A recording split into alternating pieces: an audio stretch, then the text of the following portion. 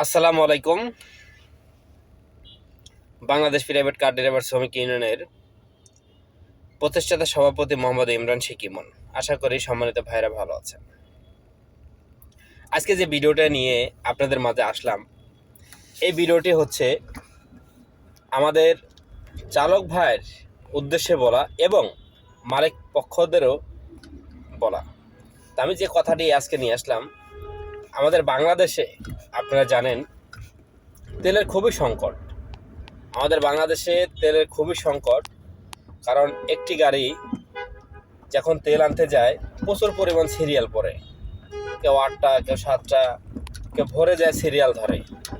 তো সেখানে আমাদের মতো চালক ভাইরা যারা আছেন, অন্তত আমাদের মতো চালক ভাইরা যারা আছেন, আমি বলতে চাই, দেখেন আমরা অনেক কষ্ট করে পাম্প থেকে কিন্তু আমরা তেল ভরি এবং মালিক পক্ষ কিন্তু সেটা কিন্তু জানেন।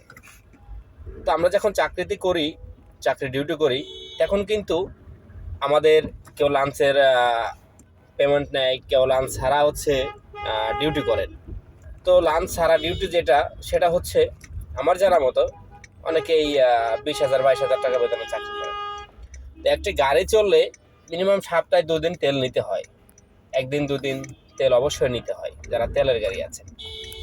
তো আমার জানা মতে মনে হয় আমরা যারা তেল আনতে যাই পাম্পে, একবারে ভোরবেলা তেল আনতে যাই, অনেকেরই নাস্তা করতে হয়, দুপুরে লাঞ্চ করতে হয়, সে তেল নিতে নিতে সন্ধ্যা হয়ে যায়।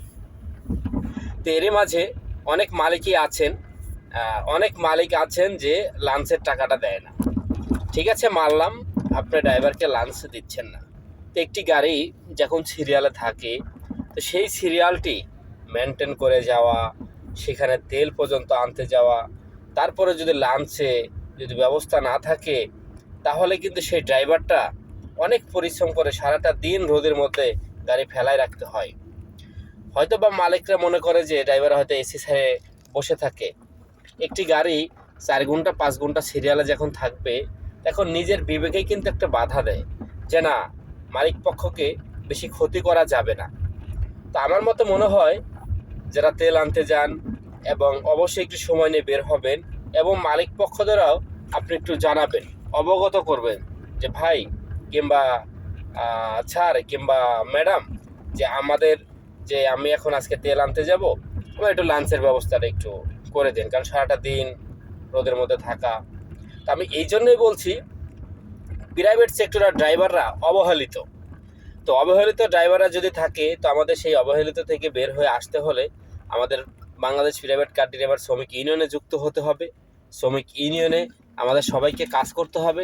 আমরা চাই বাংলাদেশের প্রত্যেকটি প্রাইভেট সেক্টরের ড্রাইভাররা ভালো একটি সম্মান পাক, ভালো একটি জায়গা পাক, ভালো একটি পজিশন পর্যন্ত আমরা নিয়ে যেতে পারি ইনশাল্লাহ।